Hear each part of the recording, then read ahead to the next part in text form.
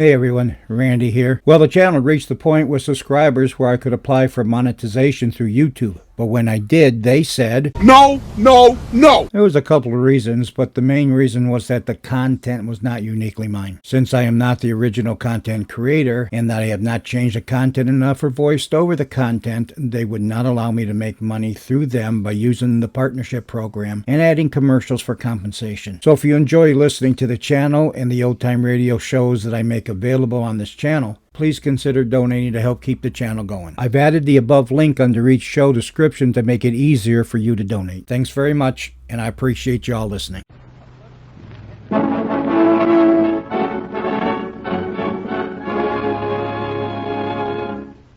Afloat with Henry Morgan.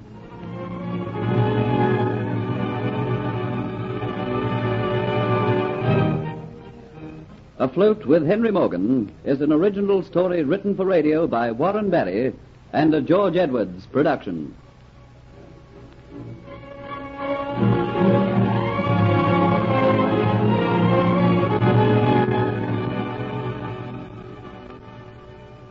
History contains stories of colorful people, rogues, heroes, kings, and commoners. But there were few who had such a picturesque, blood-stained career culminating in honored glory as a man named Morgan in the 17th century. Henry Morgan, pirate, whose foul deeds earned him the name of Colossus of the Caribbean, eventually became Sir Henry Morgan, King's representative, Governor of Jamaica.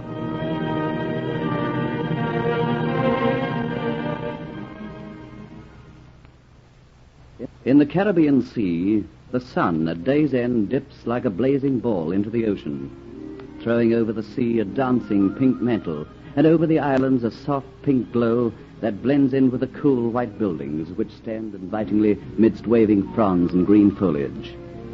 Thus, the spirit of night gives warning of her coming over the British island of Jamaica and the Spanish possession of Cuba.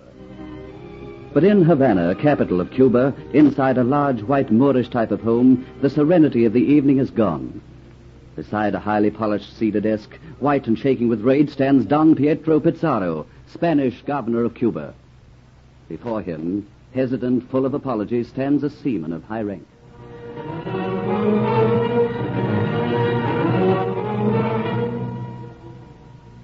And after losing a ship, you have the effrontery to return here to Havana and face me. I have tried to explain, Don Pietro. It was no fault of mine. No fault of yours that you let a ship laden down with treasure, and part of it my own treasure, be taken by that pirate Henry Morgan. It was the will of heaven.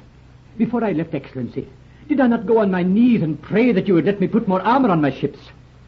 I had escorts. They were to protect me. And like the blundering fool you are, you get separated from them and allowed yourself to fall prey, defenseless, to Henry Morgan. You fail to understand, Don Pietro. You yourself know the nights in the Caribbean are dark when there is no moon. Suddenly, as if from nowhere, a storm arises. We hurry to bring in our canvases to make our ship secure. And before we know what has happened, we are scattered to the winds. And then comes the morning.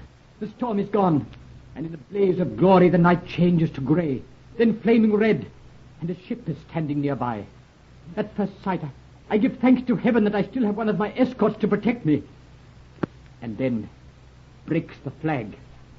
And I know I am victim to Henry Morgan. Henry Morgan, Henry Morgan, Henry Morgan. Is there no one in the world who will rid us of him? Must we always fear the man Henry Morgan? And those aboard the ship, what of them? Taken by Henry Morgan to Jamaica to be sold as slaves. Then you are lucky, Curtis. My luck depends on your clemency, Excellency. Oh, perhaps it was partly my fault for not allowing you extra armor to defend yourself. But Cortez, witness this much.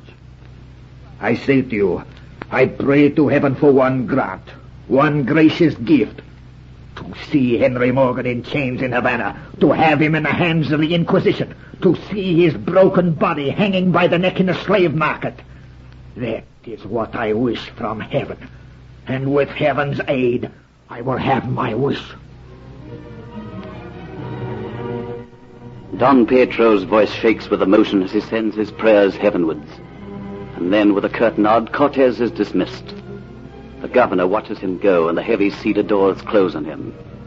But already Cortez has gone from Don Pietro's mind. There is something else to be faced. The wrath of someone he fears when she is in anger.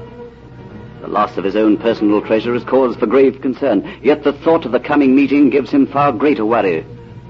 Like a man who realizes it is no good postponing trouble, he lets himself out through a small door into a cool, inviting courtyard. Wisteria vines climb and twist themselves around arches.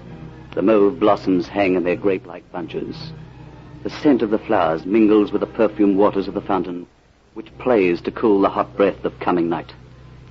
The atmosphere of the courtyard is languid peace. But all the beauty and peace is lost on Don Pietro as his steps echo on the marble pavement. His eyes are on the figure sitting on the stone seat looking at the well-fed goldfish in the fountain pond. And the closer he gets, the greater his trepidation. How to tell her? Heaven help me. How to tell her? The girl by the fish pond looks up. The falling dusk gives her an added beauty, emphasizing the whiteness of her skin. The softness of her arms and shoulders gives luster to her raven hair, and jet-black eyes gives a deeper hue to her passionate red mouth. A frown crosses her forehead. A new light enters her eyes. Something has gone wrong. I know that expression of his. He doesn't know how to tell me. She waits until he comes up close, and as he fidgets with the cravat at his neck, then with a curl of his wig, she sits waiting for him to speak first. Then can bear his agitation no longer. Well, Father, something is worrying you. I know. Tell me what it is. Dolores, I do not know how to tell you, but remember, please, do not lose your temper. I have had bad news. I could not stand to see it. What is it? What has gone wrong now? Cortez has just left me. Cortez? How can he be in Cuba? He is captain of the treasure ship on his way to Spain. He was the captain, but he fell into the hands of Henry Morgan. The English pirate. He took the treasure, our treasure. Dolores, please do not lose your temper. I cannot stand it. Yes, a storm scattered the Spanish ships. Morgan took Cortez' ship with the greatest of ease. Our treasure gone. That doesn't matter so much. We can get more gold from the mainland. But don't you realize the Aztec necklet was on that ship? My necklet, worth more than money can tell. Dolores, please. I will make it up to you. I will obtain for yourself a whole shipload of gold. Gold? I don't want the gold. It is the Aztec necklet I want, and I shall have it back. I shall get it. I swear by heaven that no fat English senora will wear the Aztec necklet which belongs to Dolores Pizarro. So 2 oaths are taken on this balmy tropical night, and because of them, our tale is spun. The spirit of night encloses the Caribbean in a cloak of black, spangled with large dancing stars. And as she speeds across the sky, the edge of her cloak lifts in the east, showing a grey promise of a new day, which warns the sun it is time for work. Like a man disturbed from a heavy sleep, he climbs into the heavens, angry and red, casting vengeful rays over the ocean, reaching out to alight on the topmost peak of a sail, and down the snow-white canvas until they embrace the hull, making the ship as though of gold. Early as it is, the ship is alive with movement, for land is ahead.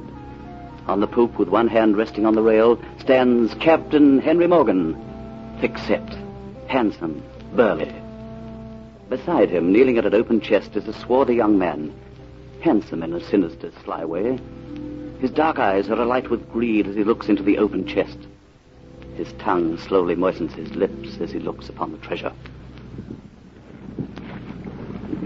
Aye, take your fill, the odds. That's your payment for your treachery to your countrymen.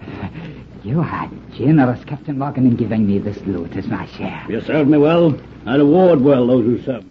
Diamonds, rubies, gold pieces. It will make my stay in Port Royal a happy one, Captain. You'll be a welcome visitor in the Dolphin Tavern. Kitty the Buccaneers, Bella will be glad to see you, laden down with that loot. There'll be necklaces to hang around her nice neck. Ah, Captain Morgan, and look at this one. I shall hang it around her neck. By St. David, hand it to me. No, it's mine. Give it here. Aye, it is beautiful. Gold so finely beaten it looks like lace. Emeralds and rubies of the finest quality. It's too fine a thing to have scum like you waste upon a wanton's neck. It'll be better in my own pocket, it will. You give it back to me. It is mine. You gave me this chest and all that's in it. Give me my necklace back. What's this, you renegade Spanish rat? Insubordination? You're sailing under Henry Morgan, and Henry Morgan takes what he wants. But that necklace, it is mine. Give it to me. I'll give you this, you Spanish dog, in exchange. Now, get ye about your business. The wind is falling. We'll not make Port Royal by tonight. See that every strip of canvas is spread to catch the failing wind. Henry Morgan's fear of the failing wind proves correct. Soon it dies away until it is just a faint whisper. The sun beats down on the boiling sea, and the gallant ship barely moves towards that smudge in the horizon, which is Jamaica. The tantalizing nearness of the land and the baking sun makes tempers edgy and crafty minds treacherous. Listen to me, you two men. Morgan gives us the crumbs and keeps everything for himself. And two pairs of shifty eyes look on Diaz as he talks. Enough loot was taken on the trip to keep us in luxury for the rest of our lives. But Morgan seeks to keep it all. Two heads not in agreement, and so a plot is born. We won't reach Port Royal until late tonight. Morgan will leave the ship to visit the governor. Why not you two wait for him? A quick dagger thrust in the neck, and we all share his shipload of gold. Greed makes the other two fall in with the plan and blinds their eyes to the fact that they do it while Diaz has no hand in it. Diaz is right. It is late when Port Royal is reached and the town is wrapped in darkness. Before long, Captain Henry Morgan leaves the ship and goes along the dirty laneways near the docks. Figures lurk suspiciously in darkened doorways. Filth litters the ground at his feet. Two pairs of eyes watch out from under an archway, see him come closer, and then spring forward. The suddenness of the attack throws Morgan to the ground. A knife flashes in the night. You scum! You seek to take my life, do you?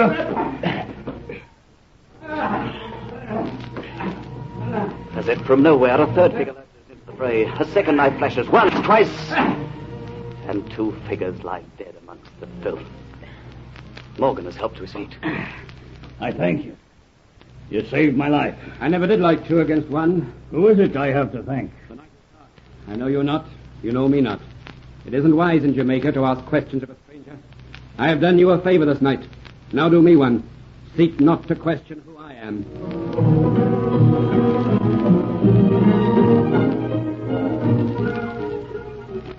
A strange meeting on a dark night. The beginning of an adventure tale. Don't miss the next exciting episode of Afloat with Henry Morgan.